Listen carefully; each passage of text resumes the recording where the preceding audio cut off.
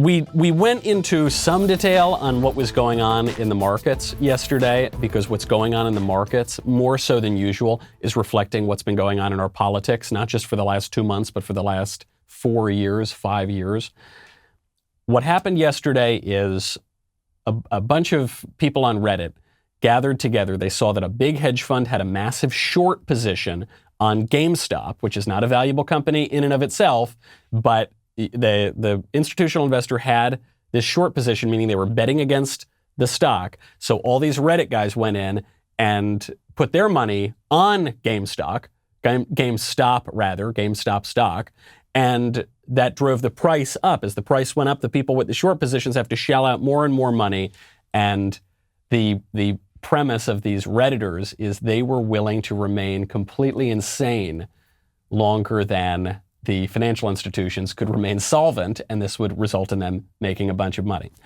So it was all going according to plan. GameStop hit up to, I think, $460. There were other not very valuable companies that were also going through the roof. Companies like AMC, BlackBerry, Nokia. And then Robinhood, which is the retail investing app, stopped letting people buy the stocks. They just cut it off. You could sell, you were allowed to sell because selling helped all those institutional investors, but you couldn't buy. And so if you're an actual day trader, if you're going in and you're really banking on this to make money and it's not just some kind of frivolous thing, what Robinhood did was prevent your ability to make money, and really could have cost you a lot of money too. Seemed totally unprecedented. I mean, especially because you're talking about the combination of big tech, this kind of retail investing. So the CEO of Robinhood goes on CNBC. CNBC anchor sitting there, he says, "What on earth are you, please tell me what's going on today?" And the CEO didn't have a great answer. Explain what happened today. Thank you for having me on the show again, Andrew. So what happened today was, as you pointed out, we had to make a very difficult decision. It's been a challenging day. We made the decision in the morning to limit the buying of about 13 securities on our platform. So to be clear, customers could still sell those securities if they had positions in them, and they could also trade in the thousands of other securities on our platform. So it was a difficult decision, and that's what we had to do as part of normal operations. Hold on there. I was sort of with you until the end. You said this was a very difficult decision, rather, and so therefore one might imagine it was a sort of unusual position that he was in. And then at the end he says, but this was part of normal operations. Part of normal operations? Nothing about what happened in the markets yesterday was normal. And there is absolutely nothing normal about telling your customers that they can't buy the stocks they want to buy, and they can't buy the positions in the market that they want to buy. Of course not. Now, the word customer here is a little interesting, because we all think of ourselves, if you're using a retail investing app, you think that you're the customer, but you're not the customer. You're not really paying for this sort of thing. Who are the customers are the people within the financial establishment. And I love his excuse. He goes, yeah, there were 13 assets that you weren't allowed to buy positions in. That was very difficult. But you could buy positions in all the other ones. You couldn't buy positions in the assets where you would have made money, but you could buy other stuff. What's the big deal? You could still buy positions in assets that might lose you money, just not the ones where you could have made historic gains. No big deal, right? So this, to the guy on the CNBC, to his credit, this was not good enough. So he says, hold on, wait, what? Come again? But explain then, why did you do this? Did the SEC call you and tell you had to do this? Was there a problem inside the company in terms of liquidity, in terms of the amount of deposits that you had to put it in front to the exchanges? What led to this? Sure, and let me explain exactly how this works. First of all, I want to address some of the misinformation that's been out there, because there's a lot of it. We absolutely did not do this at the direction of any market maker or hedge fund or anyone we route to or other market participants. The reason we did it was because Robinhood is a brokerage firm.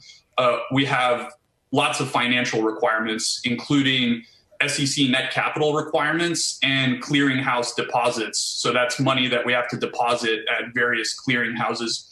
So some of these requirements fluctuate quite a bit based on volatility in the markets, and they can be substantial in the current environment. Okay, fair enough. So, all of the kind of financial jargon aside here, what he seems to be saying is, yeah, we needed more money than we had.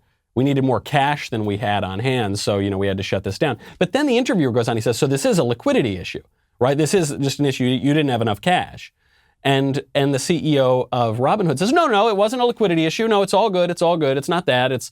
But we definitely didn't do it at the behest of any institutional investors or hedge funds or market makers or people. It was just normal operations. And that's why it was such a difficult decision. Not very convincing. I don't know anything about the inner workings of Robinhood, and I don't know very much about the financial services industry either. But I know that answer did not convince the guy on CNBC, and I don't think it convinced anyone else either. This seems rigged. It just seems rigged.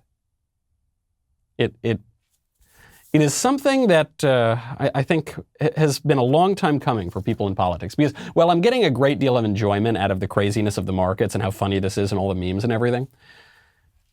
There's a new one. They actually now are running up the price of something called Dogecoin, which is just a meme. It's like a fake cryptocurrency, and they ran that price up, and now I think you're not even allowed to buy that now. All of this manipulation of the markets. This is, forgetting for a second the stocks themselves and the assets themselves. The right has needed a reckoning on this for some time. We on the right love markets. We love free markets. We think free markets are a wonderful tool for human flourishing. Totally. Some people on the right, however, have made an idol out of free markets. A free market is not merely an instrument to their broader political ends. The market has become the end in and of itself. And that is ridiculous and sophomoric, but also just deeply, deeply wrong. Because, and we've had this conversation with regard to speech, we'll have it now with regard to markets. There is no such thing as a perfectly free market. It doesn't exist. Just like there's no such thing as perfectly free speech, there are always limits on it, whether it's limits on fraud or limits on threats or limits on sedition or limits on obscenity or limits on this, that, or the other thing, which have always existed in every single society and always will. There is no such thing as the perfectly free market. There are constraints on the market. You saw this yesterday. Sometimes we like to use the phrase of Adam Smith. We talk about the invisible hand of the free market, which to me is sort of magical thinking.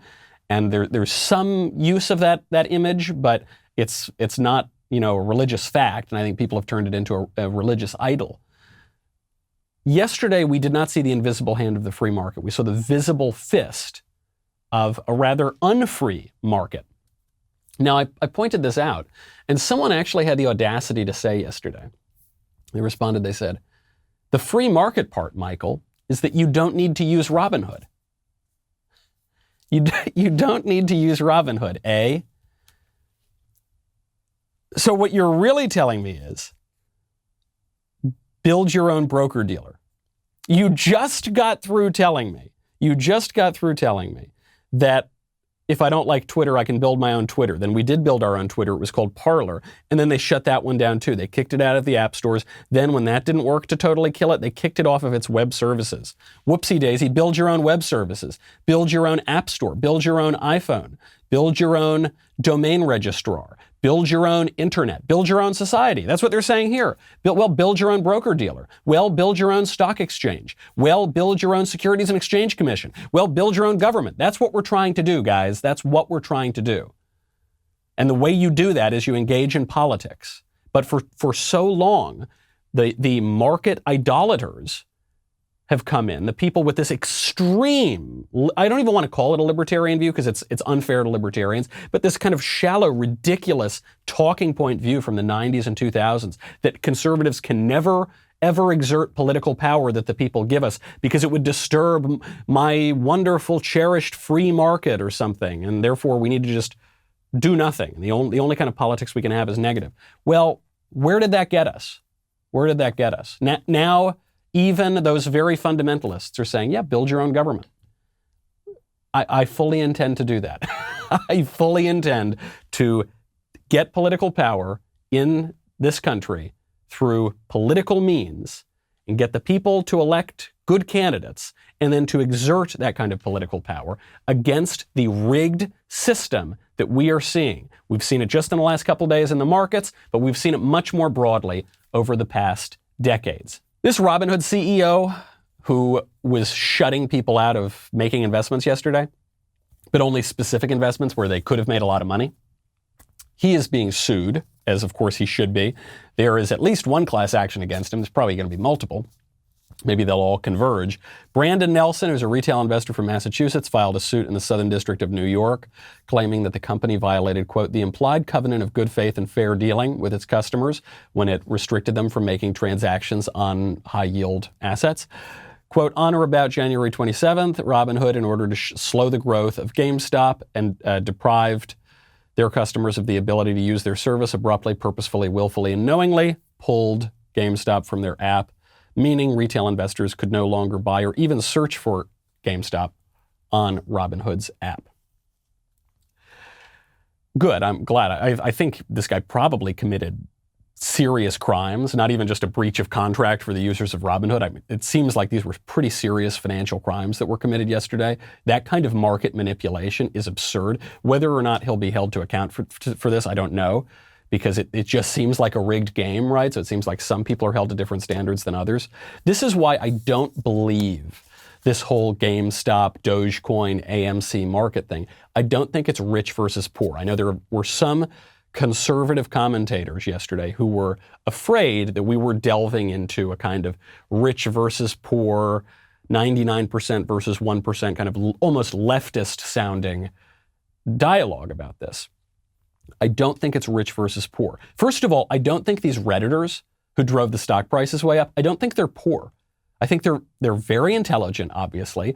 They are fairly sophisticated. They know how to search for these kind of positions that institutional investors have. They are smart enough to realize if someone's got a huge short position and you can gather a million people or 2 million people to go in and pump up this asset, then you're going to create a short squeeze. And if you hold on long enough, then the asset's going to go up unless there's market manipulation from the outside. All of this to say, these are not idiots. All right. And one aspect of Reddit and Twitter and social media that makes it difficult to speak about this in a sort of scientific, data-driven, statistical way is people have anonymous accounts, right? So you can't know that much about these people if you're just trying to analyze it from the outside.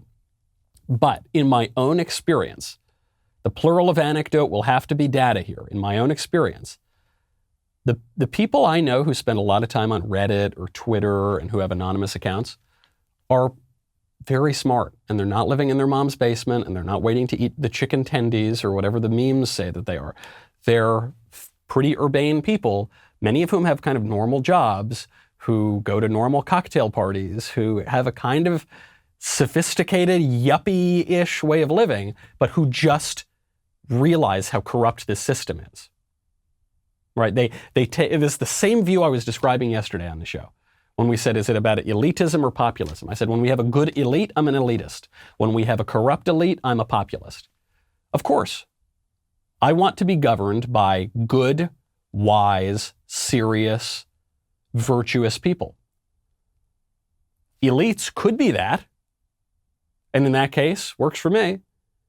But when the elites are not that, then I'm with Buckley, when he says that I'd rather be governed by the first 2,000 people in the Boston phone book than the faculty of Harvard College. Bill Buckley was the same way. He was an elitist of sorts, except when the elite was totally decayed and degraded and debased.